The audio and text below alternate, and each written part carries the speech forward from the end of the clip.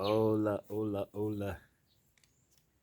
Yeah, so today I wanted to talk about walking, and I wanted to talk about walking in the broader context of general wellness, but also with a little bit of emphasis on mental health. The reason I'm doing this is because I am taking a trip about Thursday this week. I'll be about 21st of March. I'll be walking from Jinja to Busia, and I'll be going with my friend and spiritual guide, Elitom Elamin. I'll be escorting him, to the border with Kenya because he'll be moving on to Kenya and, on his way, on his foot walk to India. Yeah, we've had the privilege of hosting him in Uganda for about 6 months. 6 months in which we've had a lot of action, done all the good things together. And it would be nice to, send him off and escort him up to the border of Busia. So I also wanted to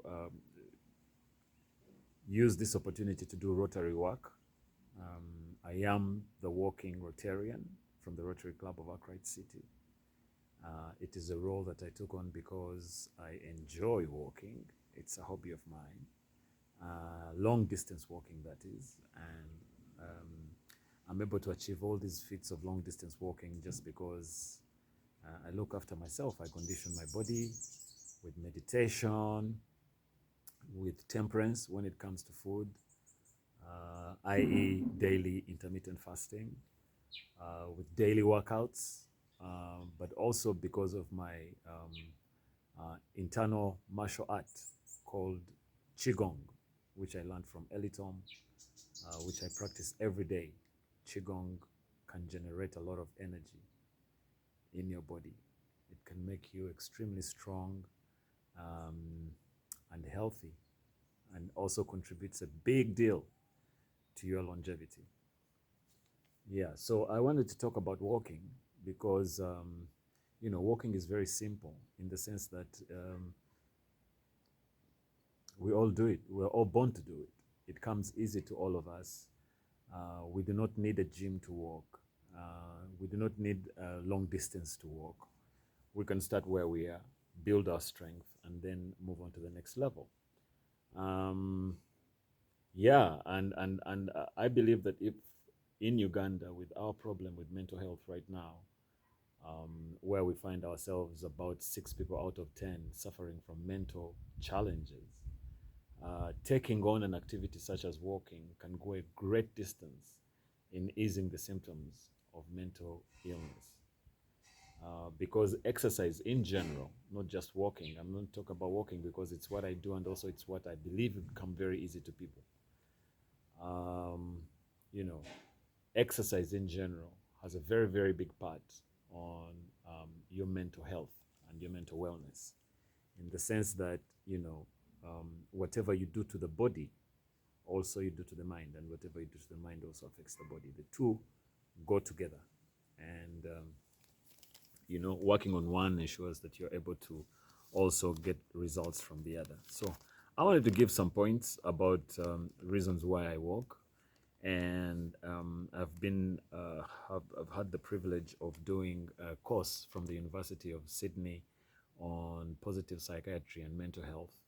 And one of the mental health issues we tackled was anxiety, in the sense that, anxiety is extreme fears and extreme worries. And the best way in which um, therapists work with anxiety among their clients is having their clients face their fears.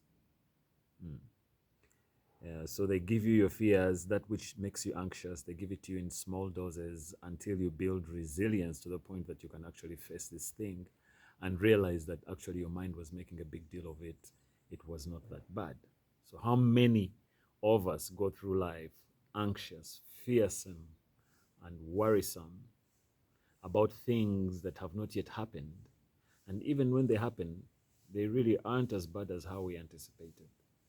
So that causes us a lot of anxiety, and anxiety can prevent us from living an optimal life. It is a mental health problem. It can help prevent us from living an optimal life because, you know, one of the things it does is keep your body in tension. Your body is not supposed to remain in tension. No, no, you're not created to be in tension. The tension is only supposed to come when you have something scaring you. It's called flight or fight. Um, but after that problem has gone away, you're supposed to return back to normal. And it is only in that normal state of homeostasis, where your body is balanced, that you are able to thrive. You know, thriving is a very big component of wellness. You've got to thrive, not only the absence of disease, but also thriving. And you only thrive when your body is balanced in a state of what they call homeostasis. And anxiety prevents that, you know, so it keeps you on tension all day long. Some people all year long, depending on the job you have, depending on the marriage you have, depending on your personality. You know, some people just worry so much. Some people just, you know, what they call OCD, obsessive compulsive disorder. Some people are panicky. So anyway, depending also on your personality state, you can also spend a long time in anxiety. And then anything more than 2 weeks is not good. It requires you to go and see your GP. Yeah. So walking and anxiety, for me, if I'm to give a personal experience, is that, for example, right now I'm thinking about how I'm going to walk from Jinja to Busia in these temperatures of these days.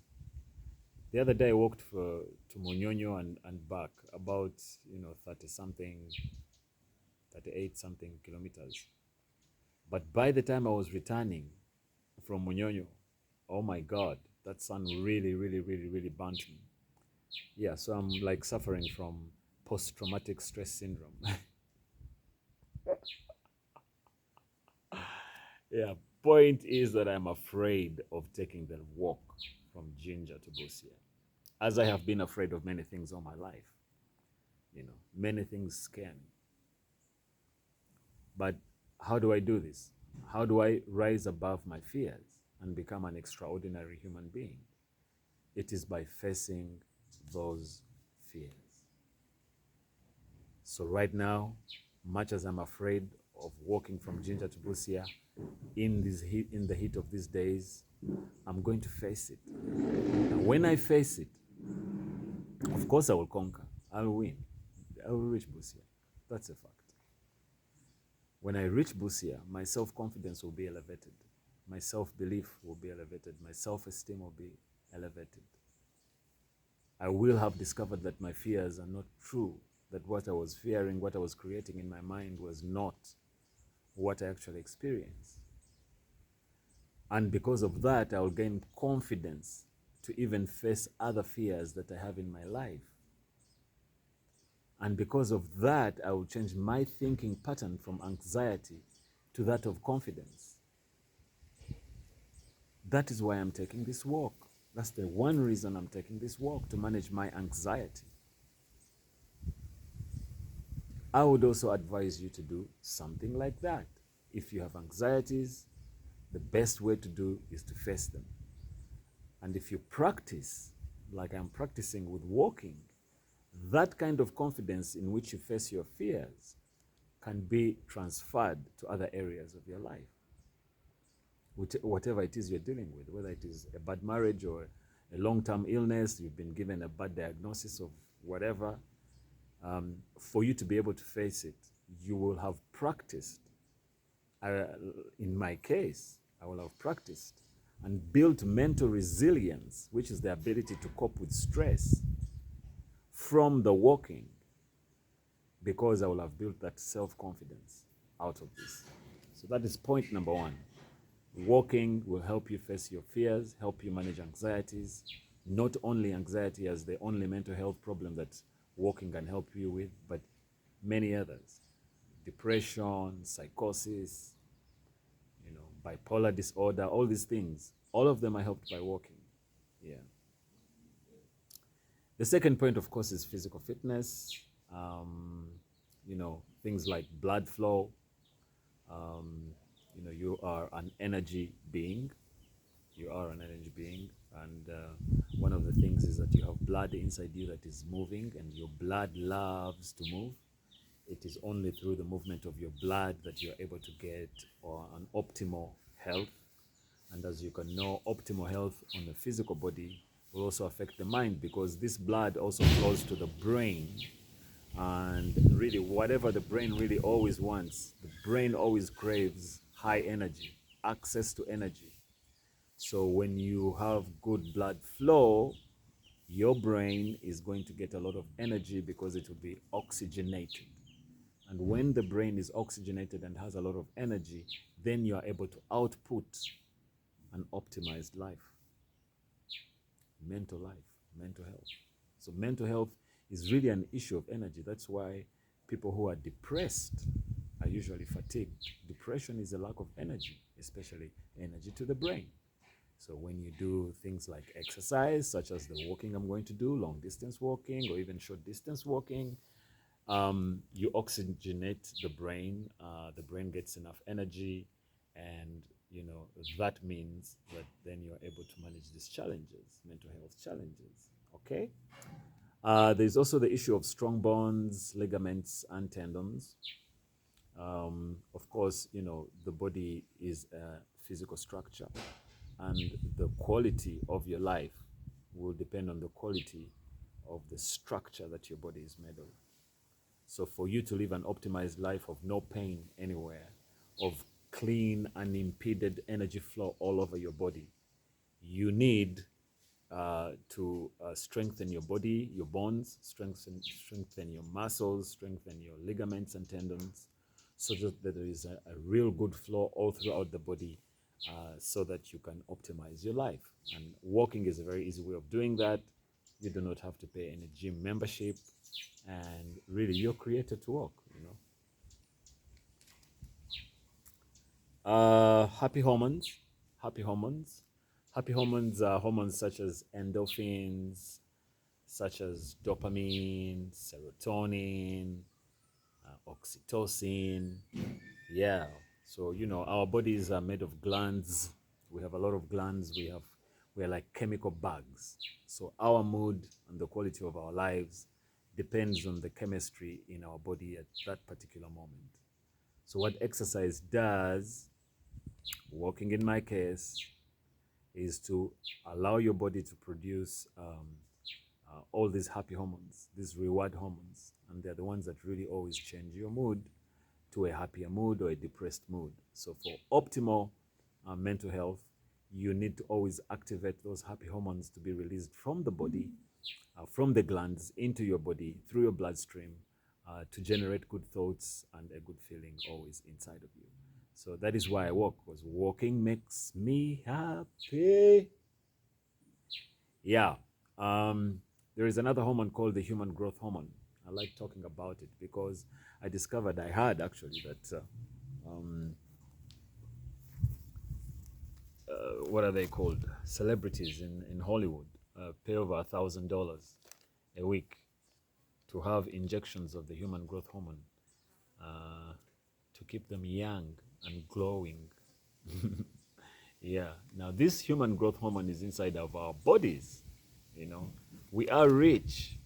We have thousands and thousands of dollars worth of chemicals inside our bodies. One of them is the human growth hormone. Now, human growth hormone is activated by a few things. One of them is exercise. There's what they call high intensity interval training, which is the one which makes you huff and puff and you can talk, like running up a hill or cycling fast.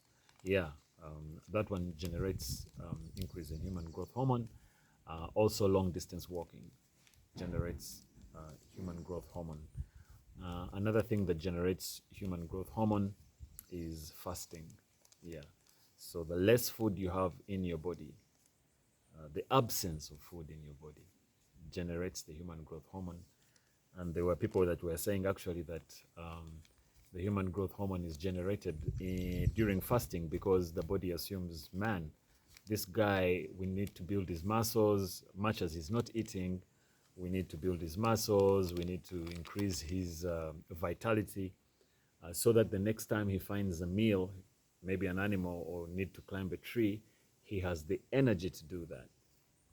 Yeah, so the body says, you know what, let's just produce some human growth hormone, give this guy the vitality and strength he needs so that he can get his next meal. So when you fast, the body gives out that signal and human growth hormone is produced. Actually, like they say that like on the second day of your fasting, if you're going like 48 hours of fasting on the second day, it's crazy, man. Your blood is overflowing in human growth hormone, this high quality, high value hormone. Your blood is just, awash in it. There's another hormone called the brain derived neurotrophic factor, which is supposed to, it's like a fertilizer for the brain. Once the brain is washing into it, it produces a lot of neural connections, new cells, new connections are formed. You become wiser for it. You become better mental clarity. You really become an optimized human being. People talk of brain fog, people suffer of brain fog, but with things like brain-derived neurotrophic factor, BDNF, you're able to function optimally. And all this prevents mental illness. Yeah, yeah, yeah. And BDNF is also produced from fasting, same as, as human growth hormone, exercise, fasting. So it's a lifestyle thing for you to be able to optimize your life. And who would not like to optimize their lives? Many people are happy with where they are because they don't know anything better. But the moment you taste that little bit higher, you won't want to come to where you are. I'm telling you. Yeah, another thing that I do walking for is contemplation. Contemplation being the fact that when you are walking, in my case, I walk alone, usually. And when I'm walking, I'm not on my phone. I'm not looking at social media. I'm not distracted. I am with only myself and my thoughts. And that is a time when you get to really contemplate. That is a time when you really get to internalize whatever it is that is happening in your life, put things in perspective, express some gratitude for the good and the bad that's happening in your life, get some context on things. And that is only possible when you're not distracted, when the attention is on you. Right now, we live in a world of phones. Our phones, actually, I wouldn't even want to call them phones because they are computers which can make phone calls.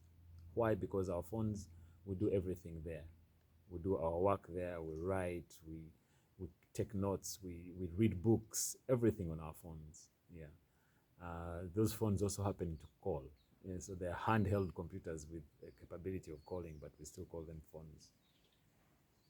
Anyway, but social media has robbed us of our attention with TikTok, all this stuff. They've robbed us of our attention and our ability to contemplate.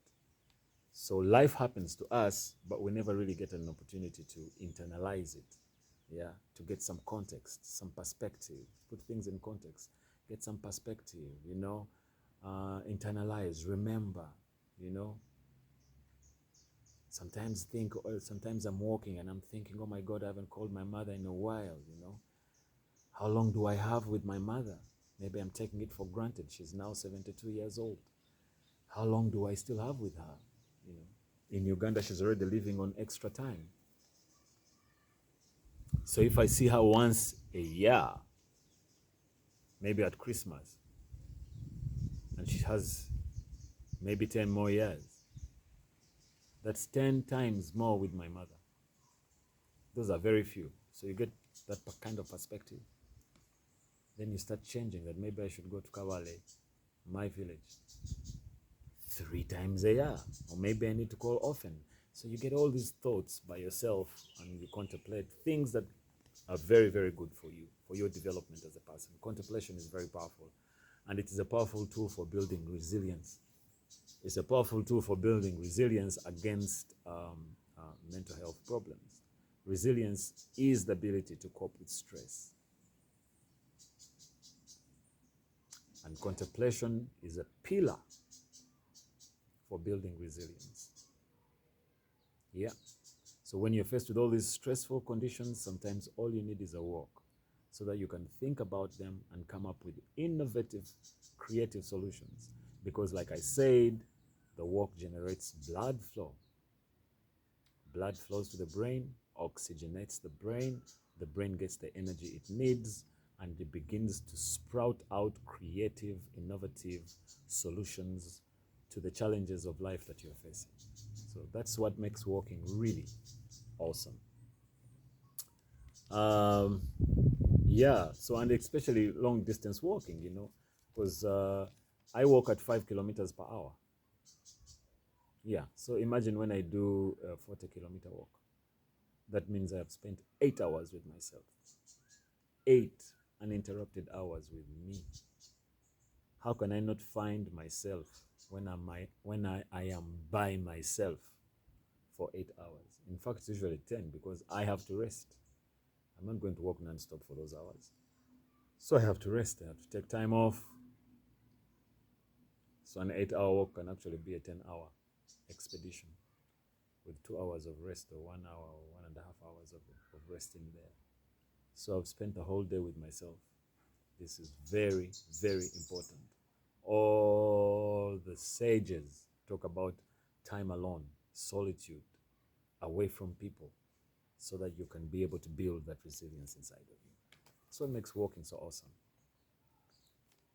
Another one, here I wrote about optimizing my being, which is endurance of pain, to optimize your being. Yeah, to optimize your being, your human being, yourself. Because when I talk about optimizing my body, I kind of limit, because I am aware that I'm not just my body. I'm actually aware that my body is inside of me.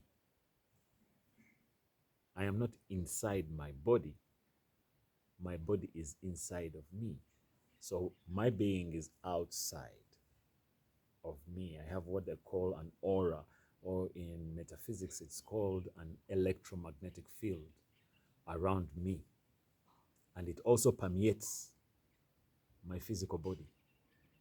Yeah, so it's around me, but it's also in my body.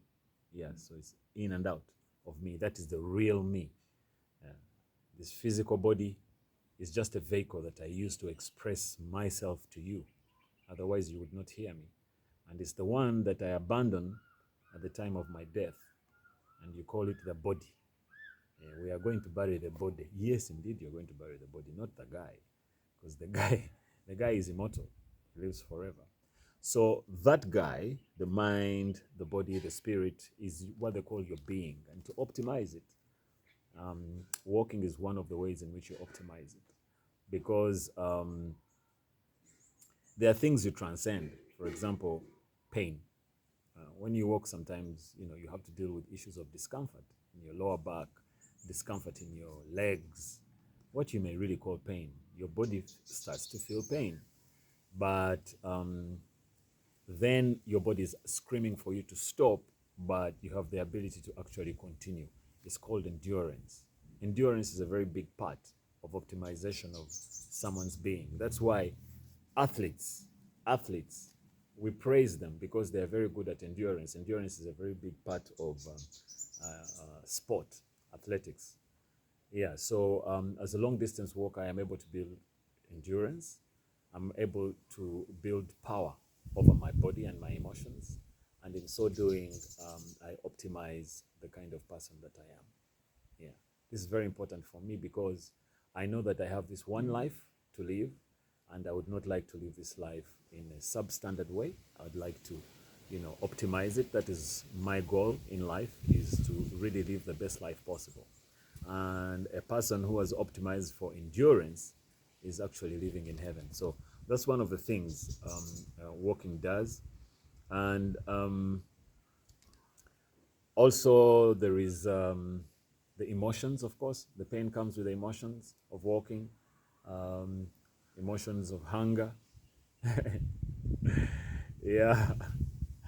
Emotions of hunger, emotions of jealousy. Maybe you're walking and you're seeing people driving all these nice cars, or emotions of lust. Maybe you're seeing beautiful girls all over your walk, emotions of, all that stuff that you have to deal with as a human being. When you're able to control them, manage them, focus on the work, succeed in finishing the work, you become triumphant.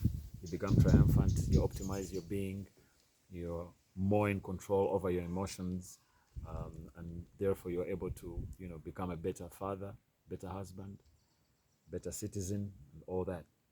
Yeah. Yeah.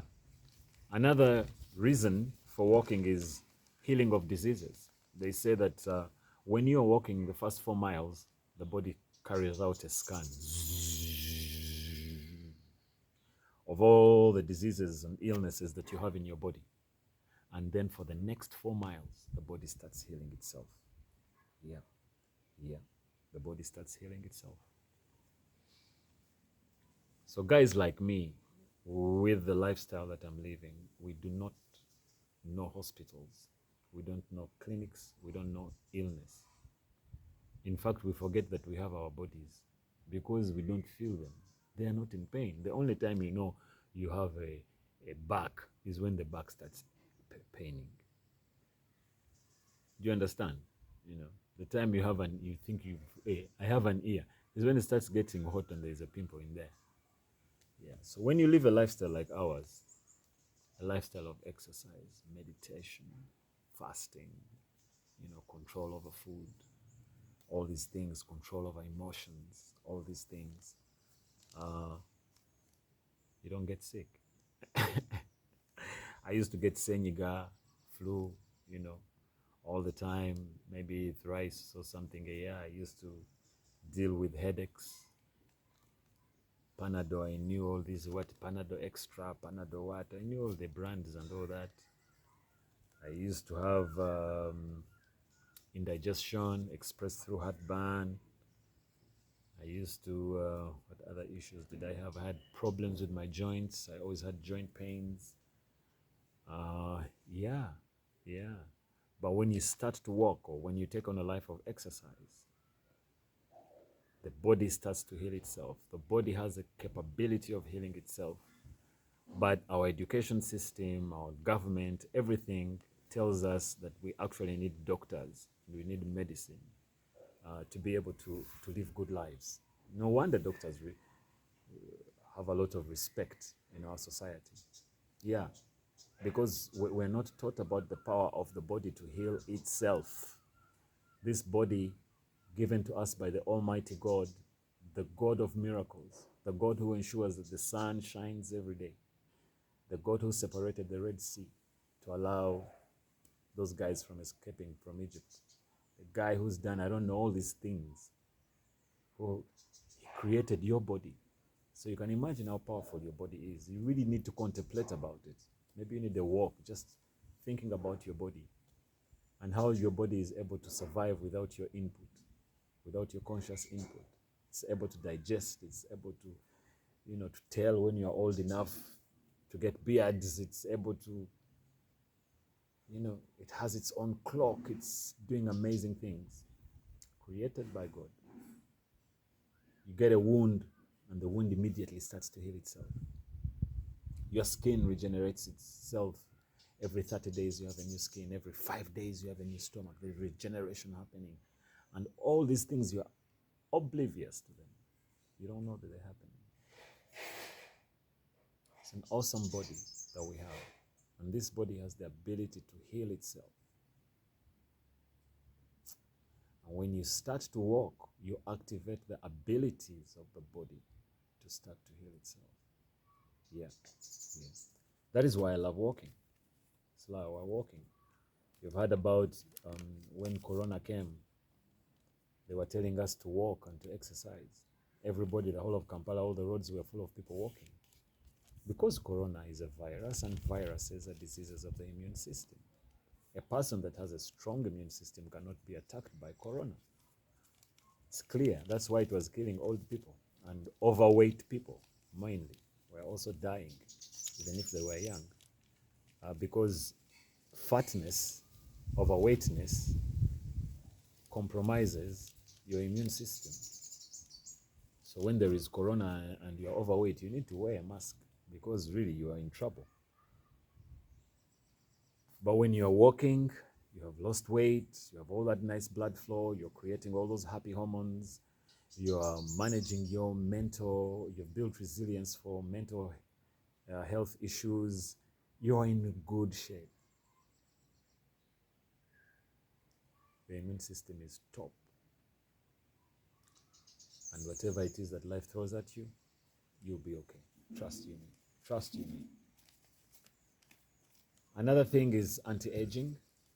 Anti-aging, like I already talked about the human growth hormone, which is one of the hormones that really helps with anti-aging by helping to protect the proteins in your skin. We have proteins like elastin and collagen, and these are the ones that when they become depleted from the skin, you start to get wrinkles. Yeah. So, walking does increase your human growth hormone, and it really does act as an anti-aging because, like, this body is a machine. So as you're walking, you're lubricating all the joints and opening up all the blockages. Yeah. So the system, the machine, remains in good shape. When you get a car, there's a guy who drove his Mercedes-Benz up to 3 million miles on his odometer. But they asked him how he did it. He said it's because I was servicing it on time, consistent maintenance on the vehicle. That it was why it was able to go for so long. So guys like us in a lifestyle such as ours, we are actually playing longevity games. We would like to live up to 150, 200. Why not? What will stop us? We want to play that game. At least we will have attempted to play that game. We don't want to die in our 50s and 60s because what? Pressure, heart disease, stroke. No. We want to go on and not only go on but also live a high quality life. So walking is very, very good for managing aging. All those things of bones, weak bones, which make you slouch when you age. So the walking makes the bones strong. You maintain that youthful body stature. Also releases a lot of antioxidants. There are, chemicals, for example, released from the muscles called myokines. All these things, all these hormones that are supposed to act as antioxidants. Because usually when you're out walking, you're out in nature. And there's what they call the negative ions in the atmosphere, which then counteract your positive ions that are produced from the body due to stress of the mind and also stress of the food that you put in your body. It releases positive ions. They are called reactive oxidative something, ROS agents, ROA, reactive oxidative agents. They are there roaming in your blood, and there's a result of the food you eat, and also the stress that you put on yourself, and also the air that you breathe. If you're breathing bad air full of pollution, also that can also result in those positive ions. Sometimes also from the cosmetics we use. Yeah, that is why we started Karibu Shop, to be able to give you good cosmetics that do not contain chemicals that will then go into the body and cause all kinds of havoc. So anyway, any kind of stress on the body, chemical, biological, from the air, from the mind, whatever stress it is, it makes the body produce reactive oxidative agents, species or whatever. And when you're out walking in nature and you're breathing in all this air and interacting out with the nature and producing all these hormones, antioxidant hormones, they neutralize those positive ions in your blood. Yeah, and in that way they stem disease and also stem aging. Yeah, I will not talk about weight loss. It's very evident that we have a overweight problem in Uganda. People are fat, and it's normal. Yeah, people are fat and it's normal. Women are fat. Men are fat because men need to be fat to show that they have access to resources. Yeah, when you become small, it means you're having either financial problems or you are sick. So fatness is praised, even in children. Parents want to have fat children because it's a sign that the child is nice, beautiful, and well fed. Women, it means you don't have a problem. Your husband is looking after you well, or your business is doing well. So, Bambi, we have a problem. And even overweight people don't consider themselves to be overweight. They say, me, I'm fine. At 90 kilograms, I thought I was fine because I was surrounded with people of 120, 150. Fat people who were also not having a problem. So if I would talk, they would be like, now you're fat. You're also fat. It's serious. But I was fat. I was fat to the point of generating illness in my body, a point of having an early death from cancer, from liver problems, from pressure. I had that kind of bigness that could generate that, as well as bad thoughts, which evidently affect my mental health. So we have a problem in Uganda. There's a kind of a need of awareness required by Ugandans to wake up and see, look around and see. You're surrounded by fat people. Obesity. Maybe not obesity, let me call it overweight. Obesity is a bit extreme, but overweight is just as bad. Yeah. But walking is very good because walking helps you to reduce weight, makes you cut weight. When you start to walk, you deplete your glucose levels, which are in your blood, glycogen levels. They get finished, maybe, I don't know, in the first, 2 kilometers, because it's very little that you keep in your muscles. Then the body switches. If you don't eat, because when you eat, then it will not switch.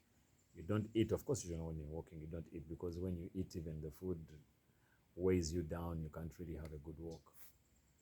Yeah, so you usually want to walk on an empty stomach.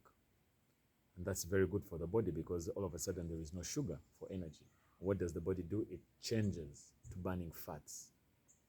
It changes the fats into energy products, which are called ketones. And your body, your brain, your whole body actually prefers running on ketones more than glucose. Glucose is like a car running on diesel, producing all those fumes. Yeah, glucose is a dirty fuel. Yeah, it doesn't even produce a lot of ATP. It doesn't. It's little. But ketones, that's why fats produce more energy than carbohydrates. Ketones produce a lot of energy, and it is cleaner energy, and your brain loves it, prefers it to ketones. So as you're walking, after you've burnt all your glucose, now you switch to fats. Yeah, and of course, when you switch to fats, you will lose weight. And that is good. That is good. It's very good. We need that in Uganda because we've got all these Western diseases in Uganda. We've got people dying of kidney diseases, cancers. Our cancer ward is full. And most of our cancer is coming from the problem of weight. Our problem of having food in our bodies all day long. Some people eat all day and even eat like half of the night. Stop eating like at midnight. All your fridges are open. You're taking the yogurts. Maybe you're out in the bar, drinking, ordering for pork, all these things. Your body really never rests. Your blood is always flooded with a hormone called insulin. You are not burning any fat, and you are promoting the growth of cancer cells in your body. So we have all this problem of cancer. And mainly what we always talk about when it comes to cancer is about the treatment, you see. I find it absurd, you know. All we talk about is the treatment of cancer. Talk about building bunkers, talk about the tests, talk about early testing, all these things. Nobody is talking about the prevention. The prevention comes from taking activities such as walking, exercise, move your body, lose fat, take the glucose out of your system, because cancer cells thrive on glucose and cannot survive on ketones, meaning that when you remove glucose out of your body, your cancer cells start to starve, to die. So we can have a conversation about prevention through walking. That walking that is also having a positive impact on your wellness.